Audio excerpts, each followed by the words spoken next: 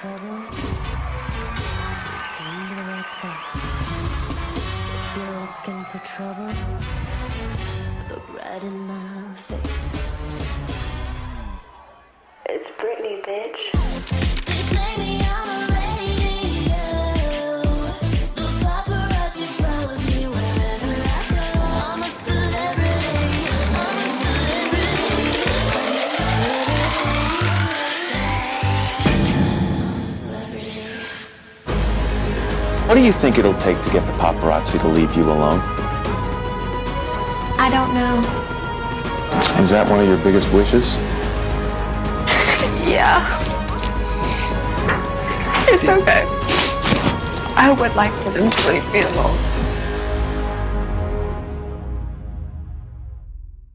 Before we dive deep into 2007, we want to thank Philo for sponsoring this video and allowing us to devote so much time and effort to this project. This is by far our longest and most extensive episode of Deep Dive to date, and it means the world to have a company like them backing us up for real. Philo is a live cable app that has all of your favorite channels on all of your favorite devices. No more pesky three-figure cable bills, and with unlimited DVR, you can watch what you want when you want it. Click the link below to try Philo for 7 days free. Then it's only $14 for your first month and still only $20 after that. You can watch all the investigative shows your heart can handle, your favorite shows on the OWN network, And yes, you can watch RuPaul's Drag Race. so check it out. And click the link below. And seriously, thank you all so much for all the support on part 1 of our series. We are both super passionate about this channel, and knowing that so many of you are enjoying our uploads means the world to us.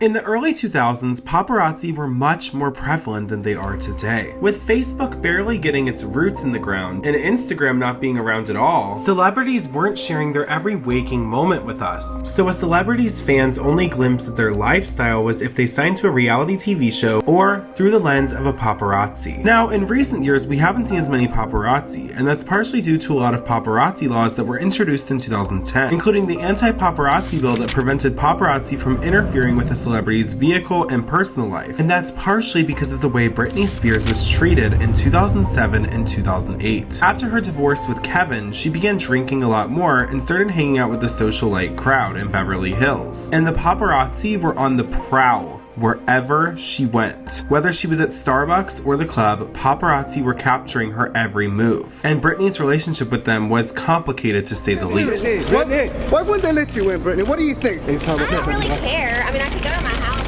Yeah, Britney. You tell him, Britney. You tell him. I'm not saying anything. I just want to around. All right. I love you guys. We love you too, girl. Hire us to do the extra. Take anything from you on your video. All that. It's all over YouTube, man. Party at my house. All right, let's go. Come on, Britney. Let's do it. Yeah, let's go. Can I get one beef up your appetite? Shut up. No, not that. I want number 2. No, I want a number 3. I can't see, sir. Hey, guys. Hey, move. No, I want a number 3. Hi, Britney. What is it? Number 3. What kind of soda? What kind of soda, Britney? What kind of what? Soda. Soda. Coke. Coke. With Coke. Large.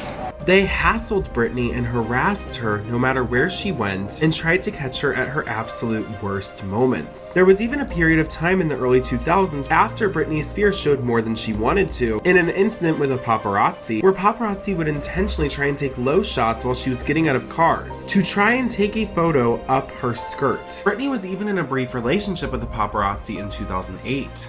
The intimate photos on a hotel balcony. Kissing, holding hands, shopping for a pregnancy test. There's been speculation Adam courted Britney to get good shots and sell the pictures, an accusation he denies. No. Never. It was already hard to live her life day to day being one of the biggest pop stars on earth, but companies like X17 and TMZ made it even harder as their tactics became even more intense. Look at that. That's art right there. You see it? On the street. You see? Yes, art. It's not about me, babies. Take a picture. So I can take a picture. Stay back, bro. Stay back. Don't get Spice. Everyone move. Go on. Okay. Wanna get your shot nice. I can't see. She can't see, dog. She's gonna go. Let her go. Guys, move open. Give it space. Come on, move. Come on, guys. Just take a picture. Let's take one picture. We're standing in front of the street, dog. Just take Or else I'm home, you stupid move! move. Hey, guys, come on, guys. I don't 1 second. Don't want Junior to get mad. I just don't want it to go, dog. I got you in me. Shut up. Britney, what are you looking for? My car. Your what? Your memory card? Look for it. It was over here. Shine the light on the floor. Can someone find her memory card? Memory card. Does anybody have it? Hit that camera here somewhere. If it was over, it's got to be here. So just shine the light on the floor. In the middle of the street.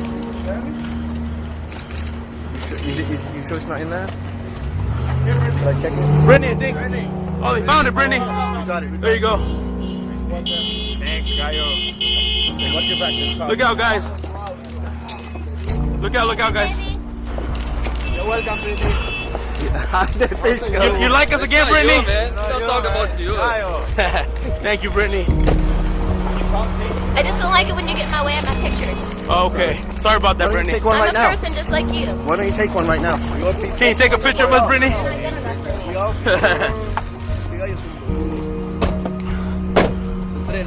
Take care. Take care.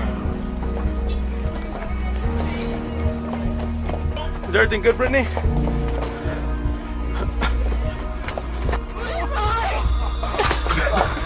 Got his work. Got his. Just say Britney. Just say Britney. Britney Spears. Here, Britney. This way, Britney. Look out, guys. Right there. Wait. Restroom's over here, Britney. Looking for the restroom? Come on, guys. I tell you, they shouldn't harass you like that, Britney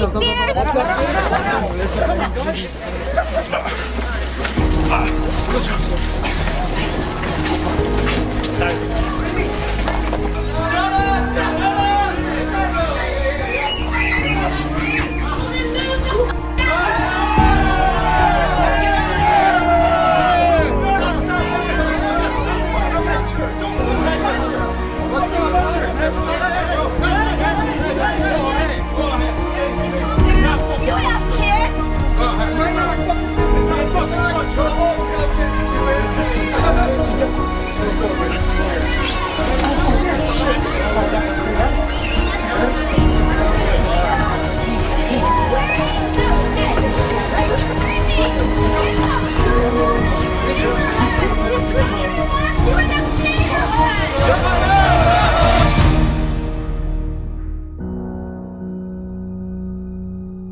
As if all of Britney's privacy being removed wasn't enough, tragedy struck in early 2007 when Britney's aunt, Sandra, who she was very close to, passed away at the age of 59. And just a few weeks later, Britney's ex-boyfriend Isaac Cohen exploited Britney Spears by sharing extremely intimate details of Britney being insecure during intercourse. Britney had no privacy.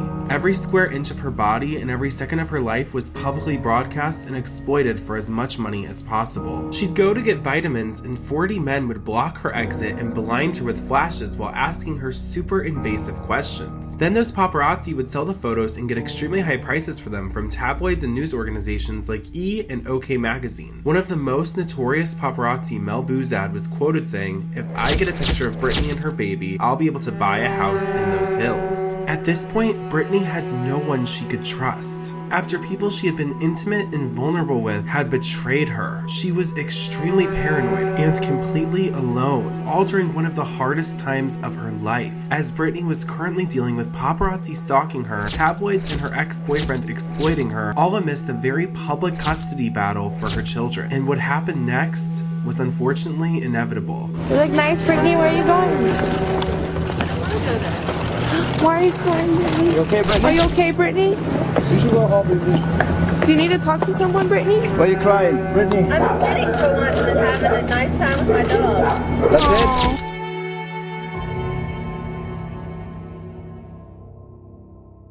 So with nowhere to turn and the paparazzi becoming increasingly more invasive, things took an extremely dark turn. All eyes were on Britney and she became much more lethargic in public. As Britney gets closer to her breaking point, Felicia Culotta, Britney's assistant of nearly a decade, quit working for Britney and expressed her concern for her close friend, saying, "I loved being with Britney for the past 10 years. I cherish all the incredible opportunities that came my way through my job with Britney, and I am crushed, saddened, heartsick by the way her life is unfolding unfolding. We are doing everything in our power to get help for Britney and all of our power to not pad the bottom. So when she does indeed hit rock bottom, she'll stand up and walk away from this whole fiasco a new, confident, changed, career-driven Britney like we all loved. There's just so much you can do to help a person. I don't dare want to be an enabler, and I cannot love her enough for the both of us. I cannot convince her in any way to love herself. All I can do is be a friend, someone that loved her for many years unconditionally, and to pray that what I have decided is the most and best I can do for my friend. I cannot save her from herself, nor can I commit her to any type of treatment program against her wishes and will. I'm throwing my hands up and realizing that I am helpless. And on February 15th, 2007, Britney checked herself into the rehab facility Crossroads Center in Antigua, but she checked out 24 hours later and was spotted flying back to Los Angeles. And just 2 days later, Britney Spears' public spiral began.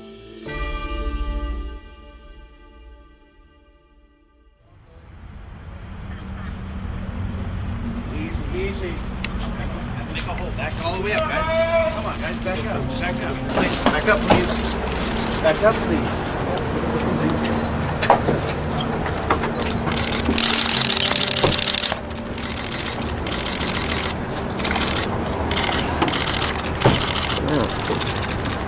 What's wrong, Britney?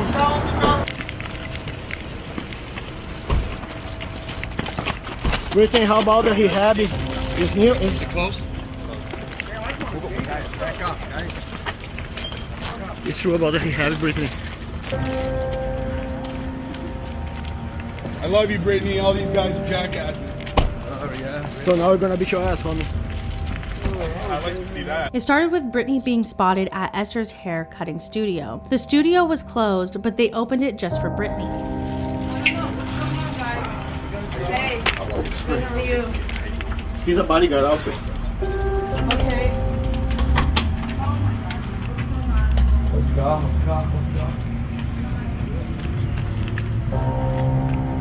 7,200 somebody. Britney told the owner she wanted to have her head shaved, but the owner, Esther Tignazi, refused and instead gave Britney the tools to do it herself. According to Access Hollywood, as Britney held the tool up to her head, she said, "Mom's gonna kill me," and began shortening her hair with scissors before buzzing it off with electric shears. They asked why she wanted to shave her head, and she said, "I don't want anyone touching me. I'm tired of everybody touching me." But you know, she never said anything about being sick and tired of people touching her, and that's why she was doing it. I think maybe the braids were on too tight. She had a lot of extensions in her hair. So she shaved off the whole thing all by herself, and all I basically did was go in there and even it out for her. When we were done, she just walked out the back door, and of course the paparazzi were all over the place. Get in the back, Ben. Sorry. Britney! Why she's gonna drive? The paparazzi had already been following Britney when she escaped to the hair salon, so there were tons of them stationed outside of the hair studio, and they captured every second of it. Hollywood sweetheart Britney Spears had just shaven her head in front of hundreds of paparazzi, and this was only the beginning. Sometimes it can get kind of lonely. You're guarded, you know? You have to be that way, otherwise you get taken advantage of and get in situations like I did the past year. I had totally lost my way. I lost focus. I lost myself. I had that type of nature within me that wanted to rebel out.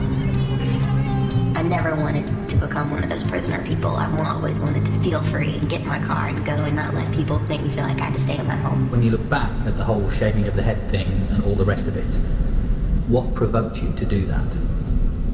Like, I was going through so much artificial stuff with my kids and with Kevin and all that stuff at the time, and he just left me, and I was devastated, you know?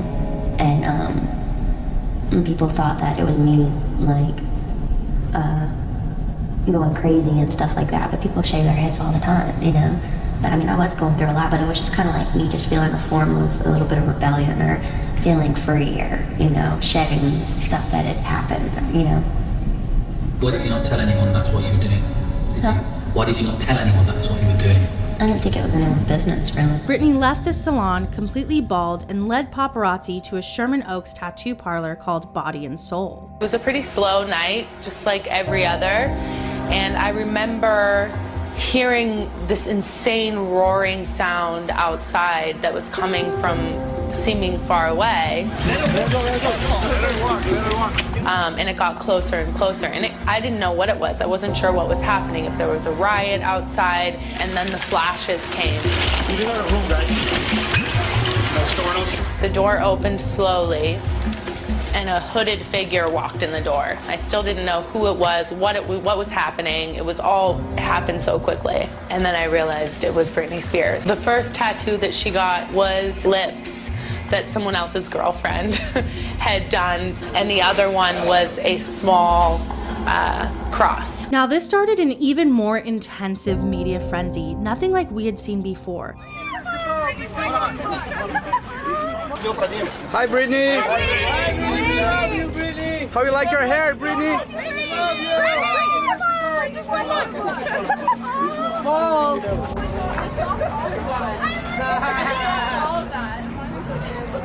I tell you.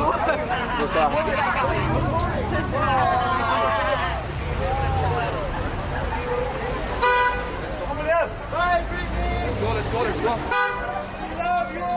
And the tabloids had a heyday. Dozens of headlines calling Britney crazy and making fun of her popped up everywhere. As erratic as Britney Spears' behavior has been lately, this really, I think, caught everyone off guard. Kelly Clarkson was at the Daytona 500 this weekend. This is her reaction as she learns the shocking news. Kelly, Britney Spears has shaved her head. Okay, are y'all kidding? Because somebody just told me that out there, and I think that's a joke. Is that a style that you would ever consider for yourself? She did not shave her She did. head. Are you for real? Absolutely. Wow. Wow, a stunned and speechless Kelly Clarkson.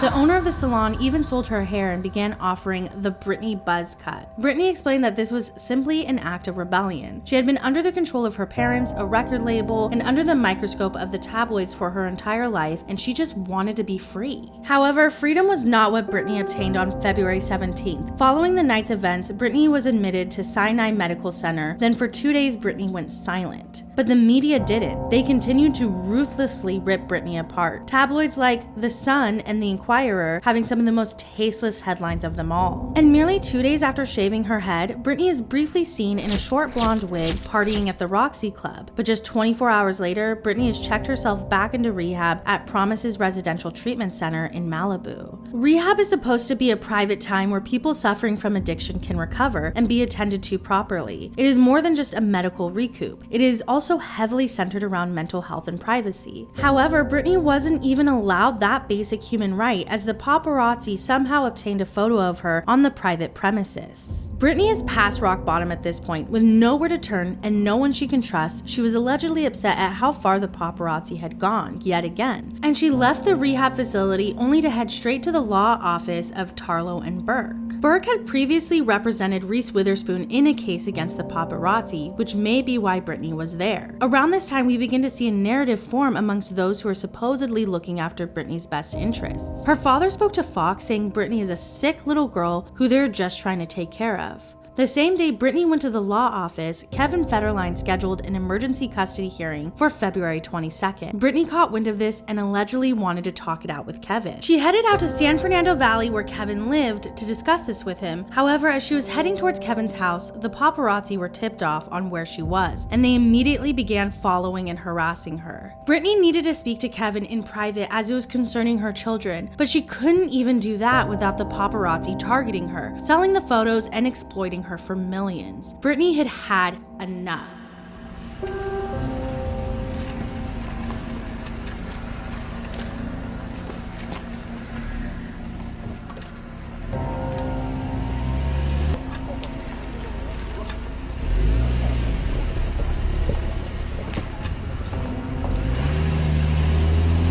Gotten shots, like, please, guys. Don't, guys, please, guys, don't do this. No.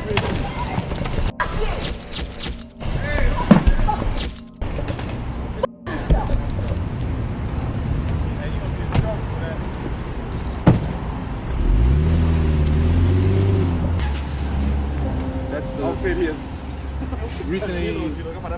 Rehab. Sorry for calling. Oh wow, she did that too?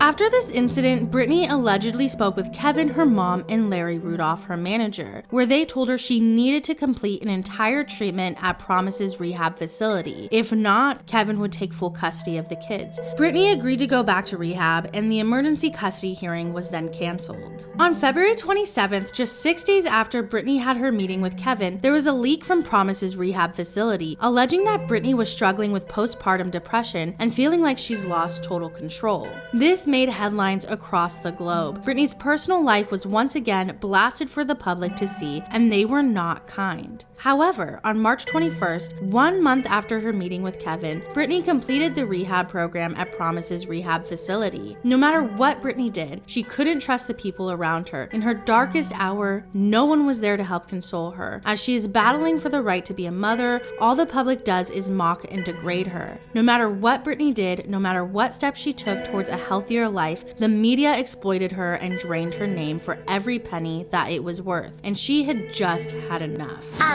But like, I just really want to talk and just say how nice our world is. Like, it is so nice. Like, I'm gonna cry right now because our world is so nice. No, it really is, because oh my god, the other day I saw this magazine and I looked at it and it said I was pregnant, and I went up to my mom and I was like, oh my god, my mom knew, she was right. Always believe everything you read, everybody. Because I really am pregnant. And then I went to this person and they saw it on the USA Today, that, I was drinking a lot. Yeah. And it was so true. It was so true. And then it was just so weird because then after that, everybody, just always believe what you read, because in all my management, they totally knew what they were doing when they sent me to rehab. Totally. They totally knew what they were doing. It's just so weird how great and nice our world is. And after this, nobody's gonna talk about this because our world is so nice. So that's all I wanted to say. So, okay, bye. In April of 2007, Britney fired her longtime manager, Larry Rudolph, alleging that he forced her into rehab. However, Britney's father, Jamie Spears, would come to Larry Rudolph's defense, stating that if Britney loses her children, it is no fault but her own. He went from saying she's a sick little girl who needs help to just 3 months later defending Larry Rudolph very publicly against his own daughter.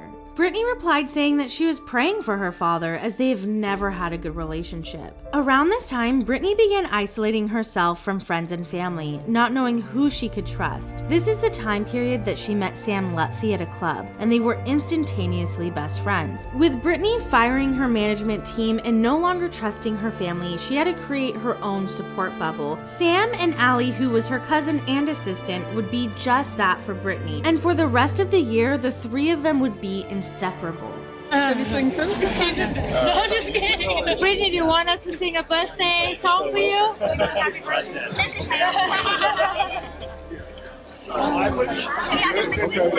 We got to get y'all the backup song. Happy birthday to you.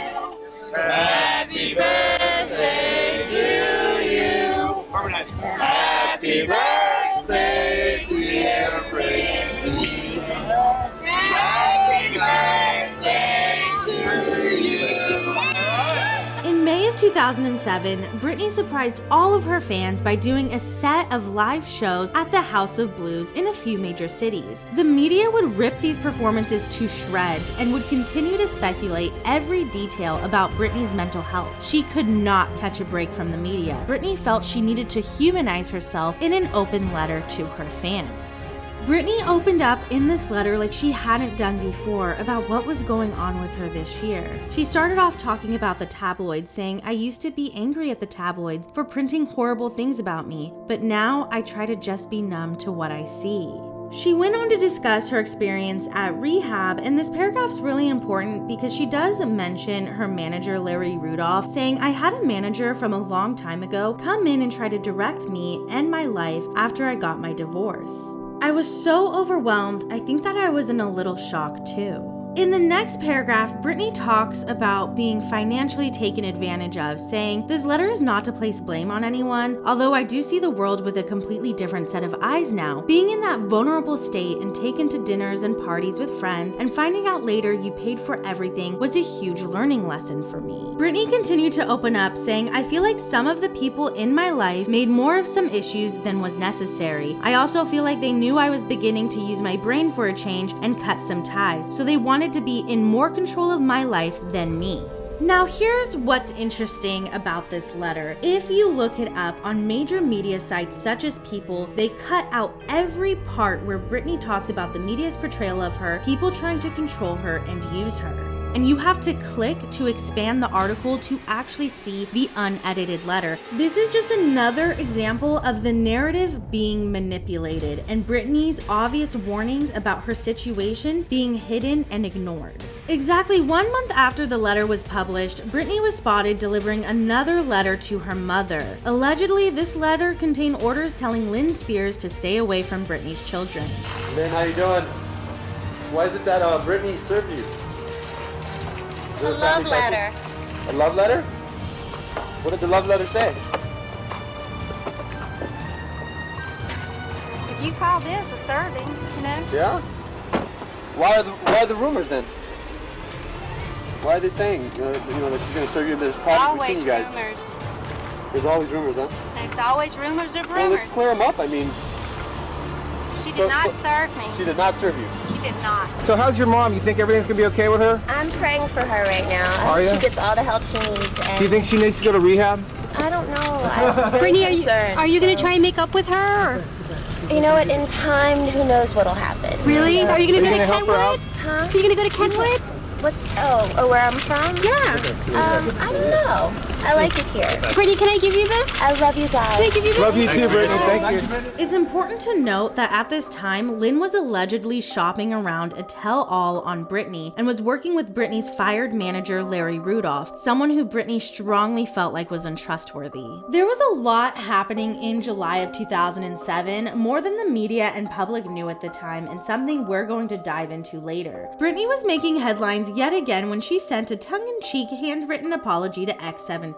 Dear X17, I want to apologize for the past incident with the umbrella. I was preparing a character for a possible movie role where the husband doesn't play his part, so they swap places. Unfortunately, I didn't get the part. I'm sorry I got all carried away with my role. Britney.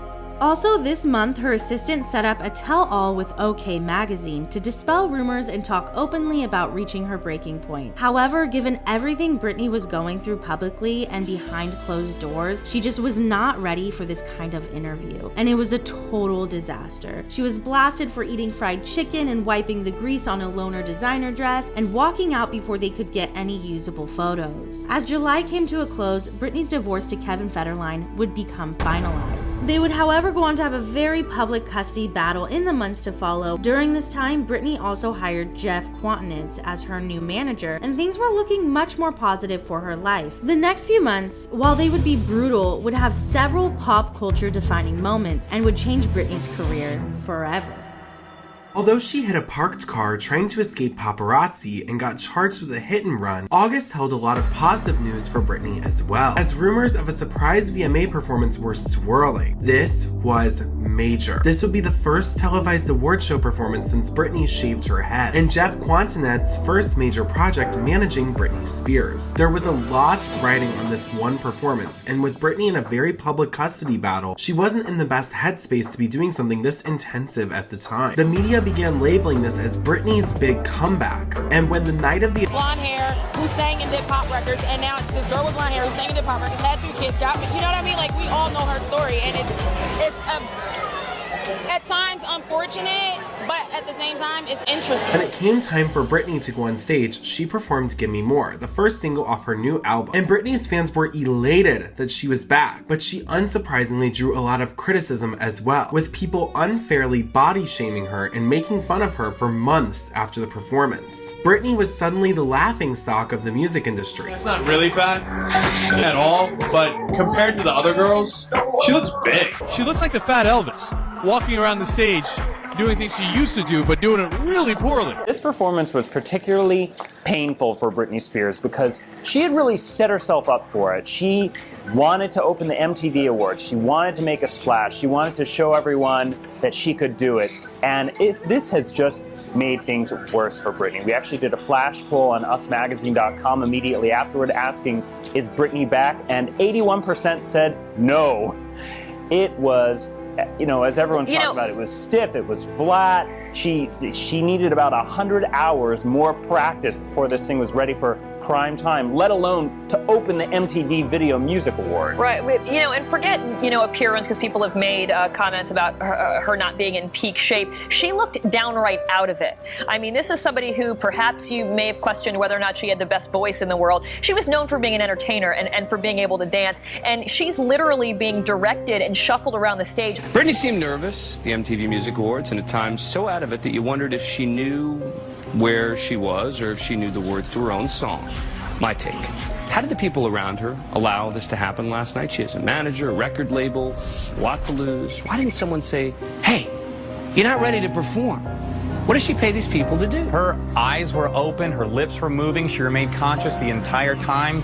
It was the greatest impression of an office worker embarrassing themselves at a holiday party I have ever seen. 5 stars, Britney. Bravo. Bravo. In Chris Angel's original piece, it involved a lot of mirrors, and when Britney was rehearsing it, she kept stopping the song and saying, who hired the fat girl?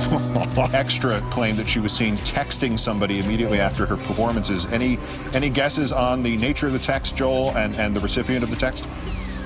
Well, I'm not sure, but I think we can rule out dietitian, personal trainer, psychologist, clothing stylist, makeup artist, nanny. I can keep going. Actual musician, songwriter. Stop me at any time. Personal bleacher. Lingerie waxer. I think there was so much hype about her big comeback at the VMAs that no one wanted to let her back out. It's just so sad that no one said get in front of a mirror and practice or learn your lyrics and learn your dance moves. I love her and I was devastated. AP said she looked bleary and unprepared, which, you know, is me most nights. USA Today called it truly forgettable. The always unkind New York Post jiggled like jello, and good old TMZ.com headlined with R.I.P. Britney's career 1998-2007. Perez Hilton, one of the most prominent gossip bloggers and a large critic of Britney Spears at the time, wrote a scalding open letter saying, "Dear Britney, you. We are insulted, offended, and disgusted by your performance at the VMAs. Are you f***ing serious? What you did was disrespectful to your few remaining fans, and it was disrespectful to MTV. You didn't even try. You should have just canceled, bitch. Your performance was beyond pathetic. The old Britney Spears, who was at one point, a long time ago, truly great, would be embarrassed by your lack of professionalism and utterly appearance at the VMAs. Where was Chris Angel? Where was the magic? And by magic, we don't mean any tricks or illusions. You seemed dead on stage. You have lost that spark and shine that used to ooze out of you. We all know you lip sync, but you couldn't even do that well at the VMAs. And you barely dance. You couldn't even get good hair extensions. You have no one to blame for your failure but you. There was no way you were going to be good. You were out partying every night before the VMAs for 3 days in a row until almost sunrise. You were probably still drunk or high during your performance. You almost tripped a few times, you f***ing mess. No bullshit excuse that you or your camp will come up with can make up for how pathetic your performance was. A true professional will deliver no matter what. Let's repeat that. It's worth repeating. A true professional will deliver no matter what. What you did was inexcusable. This performance went down as one of the most iconic moments in the Video Music Awards history, and it became infamous. Britney's fans also began to come out of the woodwork and defend Britney from the ruthless attacks by the media, and this is where we get one of the most viral videos of the early 2000s. Do we really want to see a 25-year-old woman leave behind 2 children and die? Have we learned nothing from Anna Nicole Smith? Not breathing and she's not responsive. Just 39 years old. And I know it's hard to see Britney Spears as a human being, but trust me, she is. She's a person. She's like you or I. And I don't know about you, but I know that I would be pretty shaken up right now. Whatever the case of her, whatever the cause of her performance was, I don't care. All I care about is Britney's well-being. And Britney, all I want is for you to get well. That's all I want. The world needs to know that Britney still has her fans.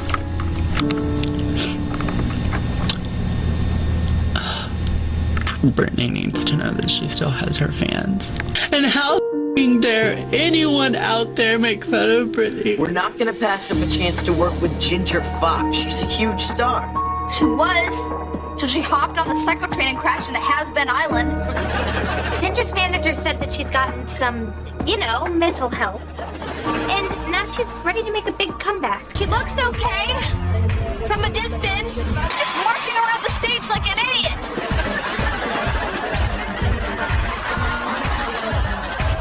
Did she shave into her arms? I don't think she shaved into her arms. Has anybody seen my baby? Hi, everybody. I may have lost a foot to diabetes, but I'm still sexy, y'all. Now I'm gonna dance for you.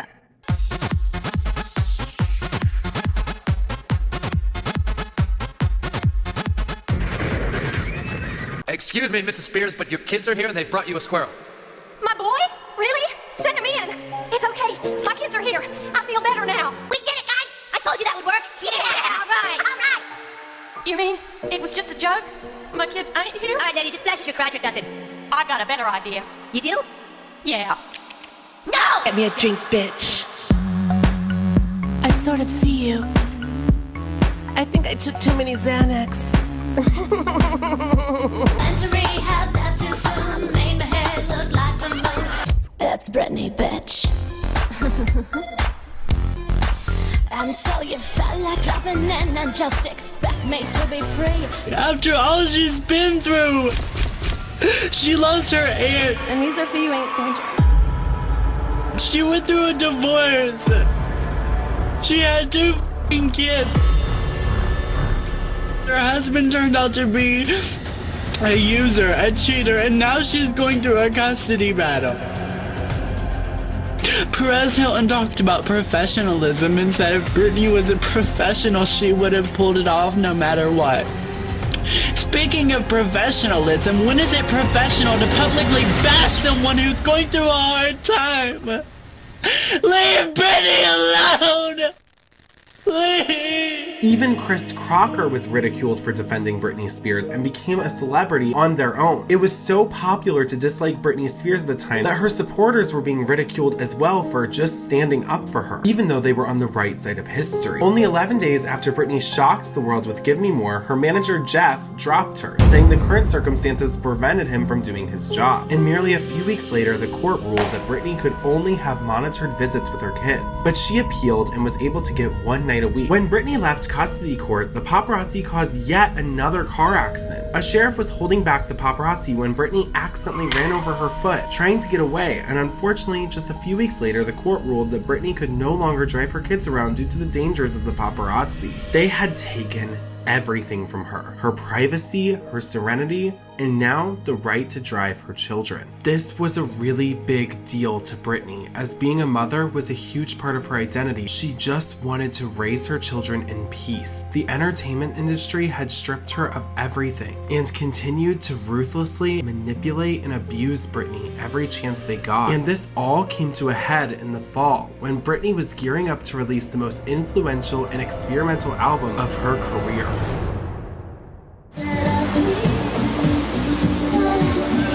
How's your new album, Britney? I heard it's gonna be a hit. Think it's funny? What?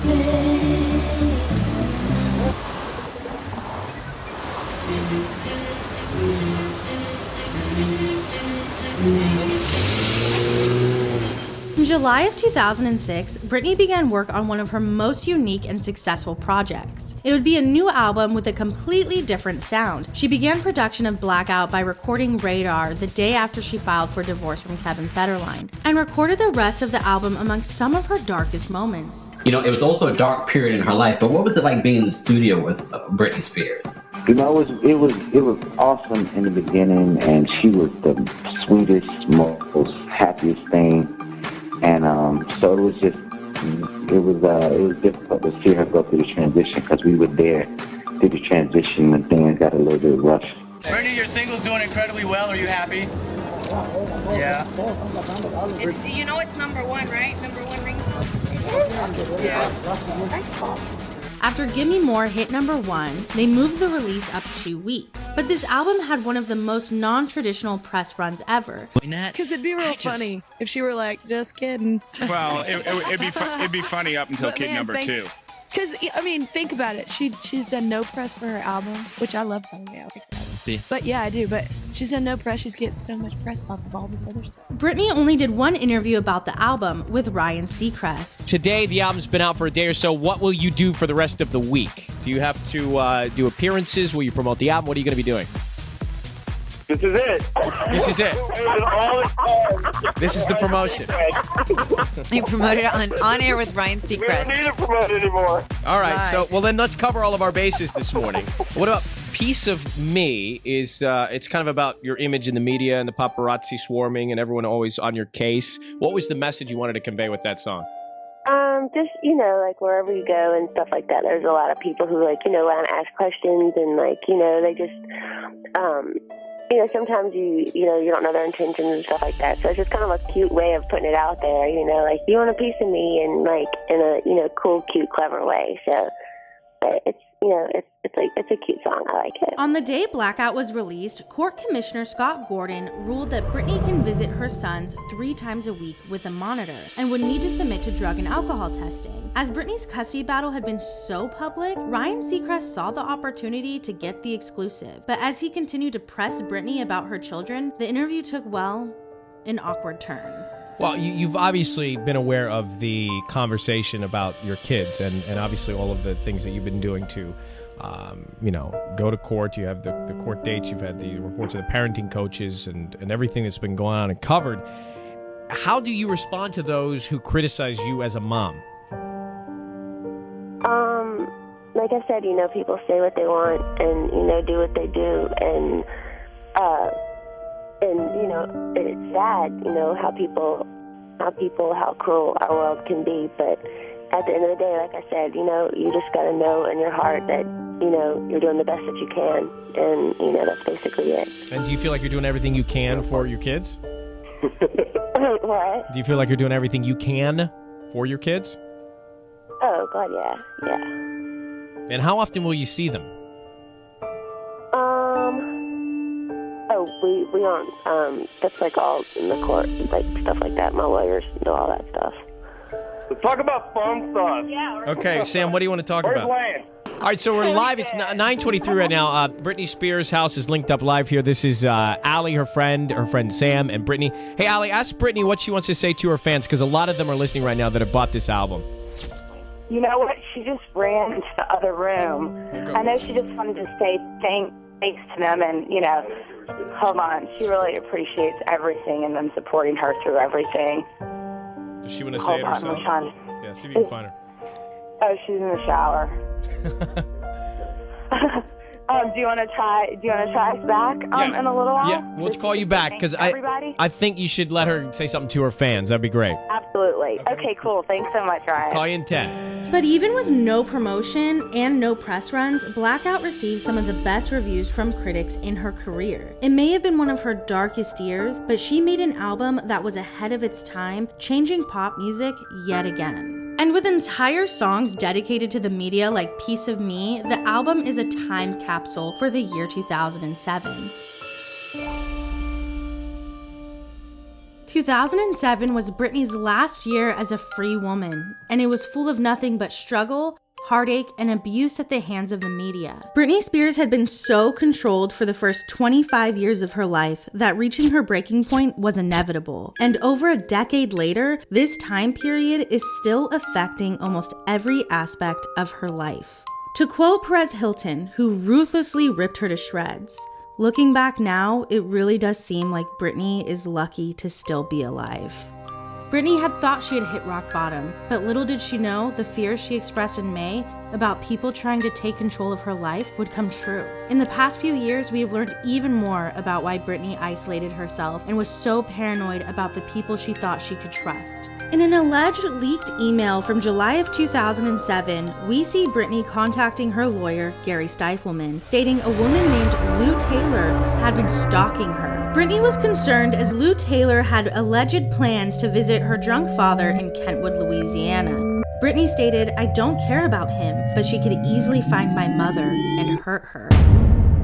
I had Like, there are people into my life that were just bad people. You know, you do something wrong and you learn from it, you move on, but it's like I'm having to pay for it for a really long time.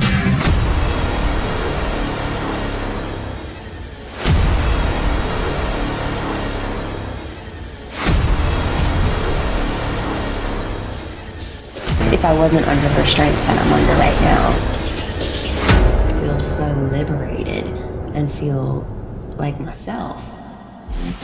Hop into my pink limousine.